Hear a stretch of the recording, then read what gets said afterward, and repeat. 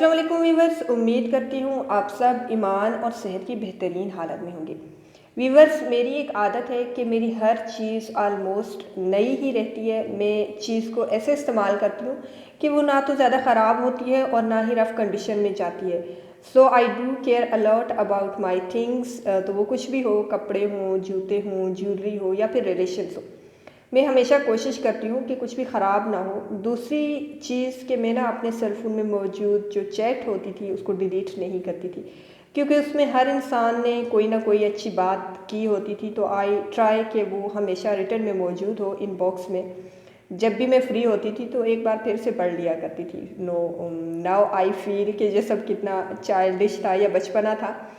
और मेरे cell phone की जो गैलरी है ना, उसमें बहुत ज़्यादा पिक्स हुआ करती थी अपनी फैमिली की, दोस्तों की, गूगल से या फिर फेसबुक से कोई अच्छी बात, अच्छा कोड भी मिल गया ना तो उसकी भी स्क्रीनशॉट्स मेरे पास बहुत ज़्यादा हुआ करती थी।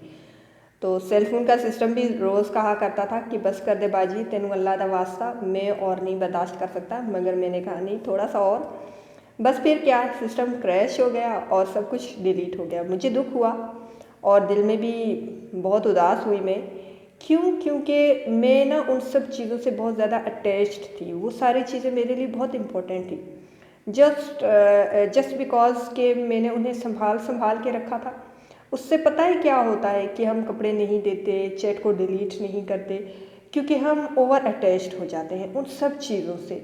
जैसे हम ज़िंदगी में एक चीज़ को डील करते हैं ना, जैसे हम ज़िंदगी में एक चीज़ों को या जो मटेरियल थिंग्स होती हैं, अगर हम उनको इम्पोर्टेंस देते हैं ना तो हम अनकॉन्शियसली सारी चीज़ों को वैसे ही डील करते हैं, वो भी हमारे लिए इम्पोर्टेंट होती हैं। जब हमारे अंदर अटैचमेंट की आदत होती है तो फिर वो सिर्फ कपड़े चीज़ों तक महदूद नहीं होती, वो हमारे रिश्तों को लेकर भी होती है। हम फिर रिलेशन्स में भी ओवर अटैच्ड हो जाते हैं, वो हमारे किसी कैरियर अपॉर्चुनिटी में भी नज़र आती है, वो हमारे थॉट्स में भी दिखती है। मुझे पता है कि अब ये चीज़ें, ये रिलेशन्स मुझे सर्व नहीं कर रही हैं, मगर फिर भी मैं उनको लेट गो नहीं कर पा रही होती। मिसाल के तौर पर, अगर कोई रिलेशनशिप में फ़ेल हो गया हो तो वो कहेगा कि यार क्या हुआ, अगर वो नहीं है तो उसकी यादें तो है ना, उसकी यादों के सहारे ही जी लूँगा। ये यादें जो है ना, ये इंसान की अटैचमेंट्स हैं, ये दिमाग की, दिल की वो अलमारियाँ हैं जिनमें हम इन सब चीज़ों को जानबूझकर महफूज करके रखा करते हैं। क्या आपको ये लगता है कि ज़िंदगी में कुछ चीज़ों को आपके लिए लेट गो करना बहुत मुश्किल है? तो ये ट्राई करें। मैंने एनालिसिस किया कि कुछ कपड़े मैंने पिछले 1-2 साल से इस्तेमाल नहीं किए थे, मैंने वो निकाल कर साइड पर कर दिए। वो सब अच्छी कंडीशन में थे, जिनको कोई भी रीयूज़ कर सकता था। यहाँ एक बात मेंशन कर दूँ कि बहुत से लोग ये वीडियो देखने के बाद ये ज़रूर कहेंगे कि आप किसी को नई चीज़ क्यों डोनेट नहीं कर देती, अगर तुम इतनी अच्छी हो तो। पहली बात कि मैं बिल्कुल भी अच्छी नहीं हूँ, और दूसरी बात कि अगर आप चिकन का सालन घर में बनाते हो और आपको पता है कि टाइम, मतलब एक टाइम आपने उसको खाना है और वो एक्स्ट्रा है थोड़ा सा, और आपको लग रहा है कि अब वो बच गया है और मैंने शाम को आपने सोचा हुआ है कि मैं कुछ और अच्छा खाऊंगा, तो आप क्या करोगे? उस खाने को कचरे में फेंक दोगे? तो अब उस बचे हुए चिकन का क्या करोगे? सेम दाल रोटी के साथ कर लो। हमें लगता है कि हमारा जो बचा हुआ खाना है वो कोई नहीं खाएगा, तो लोग उसे कचरे में फेंक देते हैं। आप यकीन करें कि हमारे माशरे में बाज़ लोगों को दाल रोटी भी खाने को नहीं मिलती। आप उस खाने को, आप अपने यूज़ किए हुए खाने को किसी और को डोनेट ना करें। आपका मतलब वो जो आपकी थाली का होता है, इतना ही खाएं आप, जितना इतना ही निकालें जितना आप खा सकते हैं। लेकिन जो एक्स्ट्रा जो डोंगे में होता है या पतीली में होता है या जो भी है, तो वो वाला जो है ना आप किसी और को दे सकते हैं। ऐसे अच्छा भी लगता है। आप जो है ना बिल्कुल अपनी प्लेट का, लेकिन ज़ाया होने से बेहतर है कोई अगर और खा ले तो वो अच्छी बात है, खैर है, दे दे। तो बाज़ औक़ात वो कचरे में से रोटी के जो है ना टुकड़े, जो है ना लोग जिनको खाना भी मुयस्सर नहीं होता, वो कचरे में से रोटी के टुकड़े इकट्ठा करके पानी में भिगो कर रखते हैं और फिर अगले दिन उनको खाते हैं। तो ये अच्छा नहीं है कि आप जो है ना अपना बचा हुआ ताज़ा खाना अच्छी तरह से पैक करके किसी को वक्त पर अपने ही हाथ से दे दो। और ये सब करके ना मैं या आप किसी पर भी एहसान नहीं कर रहे, ये तो हमारी नेकी है और हम खुद पर एहसान कर रहे हैं। और अगर ये काम अच्छी नीयत से किया जाए तो आखिरत में आपकी ये नेकी 100% कैश होगी। अल्लाह आपको आपकी नेकी से ज़्यादा का अजर देगा। एंड कीप इन माइंड, हम कौन होते हैं किसी को कुछ खिलाने वाले। हमने अल्लाह के दिए हुए ही रिज़्क से किसी की मदद की। ये अल्लाह की हम पर मेहरबानी है कि उसने हमें वसीला बनाया किसी और के लिए। खैर, बात हो रही थी चीज़ों को लेट गो करने की।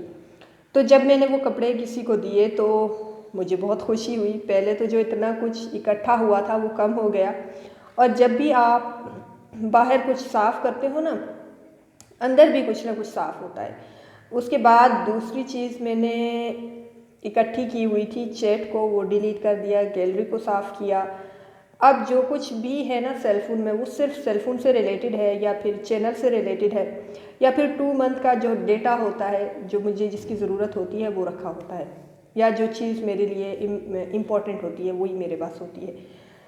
तो एक चीज़ और मैंने रिलेशंस से जो अटैच्ड होते नहीं होते, मतलब एक चीज़ जो मैंने सीखी अब तक, जो मैंने अपनी लाइफ में एक चीज़ सीखी है वो ये है कि इस दुनिया में ना जो सबसे ज़्यादा इम्पोर्टेंट हैं वो कुछ लोग हैं, मेरे पेरेंट्स, मैं खुद और मेरे कुछ relations, who loves me unconditionally, और मेरे व्यूअर्स भी इम्पोर्टेंट है। और आपको ना लिटरली समझ आ जाती है कि कौन आपसे अनकंडीशनली प्यार करता है और कौन नहीं करता। बस मेरा ये है कि अल्लाह ने मुझे गिफ्ट दिया है और मैं खुश हूँ अपनी इस मुख्तसर सी और ख़ूबसूरत सी सोसाइटी में। कम लोग हैं मगर मुखलिस लोग हैं, और ये अल्लाह की ब्लेसिंग है मुझ पर। मैं जितना भी शुक्र अदा करूँ वो कम है। खैर, हर वो चीज़ जो मेरी ज़रूरत की नहीं है या नहीं थी मैंने डिलीट कर दी, and I feel so free and relax. इसी तरह बाज़ रिलेशनशिप्स में हम ना सामने वाले को ब्लॉक कर देते हैं। ये बिल्कुल ऐसा है कि हमने सामने वाले को माफ़ तो कर दिया मगर उसकी सज़ा ख़त्म नहीं हो रही। ये कोई भी इंसान हो सकता है जिससे हमारी बनती ना हो। शुरू में तो इट्स ओके, हमने ब्लॉक कर दिया। Once you get over from specific situation और event, you will feel okay. Give yourself little time for healing and unblock कर दो, सब कुछ डिलीट कर दो। ओके, अब कुछ लोग ऐसा नहीं कर पाते, क्यों? क्योंकि कुछ इंसान ये सोचते हैं कि कल को अगर वो इंसान वापस आ गया, लेट्स सपोज वो कोई भी रिलेशन हो, तो इंसान सोच रहा है कि तब मैं क्या करूँगी या करूँगा, क्योंकि मैंने तो सब कुछ डिलीट कर दिया। Go and make new memories. पुरानी यादों को संभाल कर ना रखें, उन्हें गुजर जाने दें क्योंकि वो गुजर चुकी हैं। ऐसा करने से मेरी ज़िंदगी में क्या फ़र्क पड़ा कि जब भी कोई भी अपॉर्चुनिटी मेरी ज़िंदगी में वर्कआउट नहीं करती ना, तो मैं आसानी से उस सिचुएशन से निकल सकती हूँ। हाँ, दुख होता है मगर उतना ही होता है कि जितना एक नॉर्मल इंसान को होना चाहिए, क्योंकि मैंने आहिस्ता आहिस्ता बाहर की चीज़ों से ना अपनी अटैचमेंट को कम कर दिया है। जैसे कि चीज़ों के साथ, कपड़ों के साथ, फ़ोटोज़ के साथ या पिक्स के साथ, जब मैंने इन चीज़ों के साथ अपनी अटैचमेंट को थोड़ा थोड़ा कम करना शुरू किया, तो मैंने अपने अंदर होने वाली लोगों के साथ अटैचमेंट को भी मैनेज करना सीखा, रिलेशंस को मैनेज करना सीखा, किसके साथ कितना करना है और किसके साथ कितना नहीं करना, ये सीखा। तो जब भी आप बाहर कुछ बदलते हो ना, तो अंदर भी चीज़ें क्लीन होने लग जाती हैं। तो मैं अंदर से थोड़ा थोड़ा चीज़ों से डिटैच होने लगी। अभी मैं ख़ुद भी महसूस करती हूँ कि बहुत फ़र्क है माजी की उस मिसबा में और आज की मिसबा में। इन शॉर्ट, आप अपनी ज़िंदगी में देखो कि आप किस चीज़ को होल्ड करके बैठे हुए हो। वो कोई थॉट भी हो सकता है, वो कोई इंसान हो सकता है, वो कुछ भी हो सकता है। तो ऐसी चीज़ें ना जिनको हम होल्ड करके रखते हैं, वो हमारी ज़िंदगी में कोई खुशी तो ऐड नहीं करती, उल्टा वो हमारी ही एनर्जी को चूस लेती हैं, सक कर लेती हैं। और एक पते की बात कहूँ, आप ना अंदर अंदर से ना हर इंसान को अंदर से ये अच्छी तरह पता होता है कि कौन सी चीज़ मेरे लिए है और कौन सी चीज़ मेरे लिए नहीं है, या फिर कौन सा रिलेशन मेरे लिए है और कौन सा नहीं है। पर हम ना लेट गो नहीं कर पाते, बाय बाय नहीं कर पाते, एंड अपनी अटैचमेंट की वजह से, अपने इमोशंस की वजह से। एक बार अगर आप अटैचमेंट को साइड पर रख कर अपना दिमाग लड़ाएं ना और अपने दिल से एक्चुअली पूछो कि do I feel this person is for me, this thing is for me, this career opportunity is for me. If the answer is no, let that specific thing go. चाहे वो पर्सन है, चाहे वो opportunity है, चाहे वो कुछ भी हो। ये आसान नहीं है कि आई नो दैट कि ये बहुत मुश्किल काम है, मगर ये आपके हक़ में बेस्ट डिसीजन है। तमाम गैर ज़रूरी चीज़ें, गैर ज़रूरी लोग निकाल दें अपनी ज़िंदगी से, सबको जो आपको सर्व नहीं कर रही।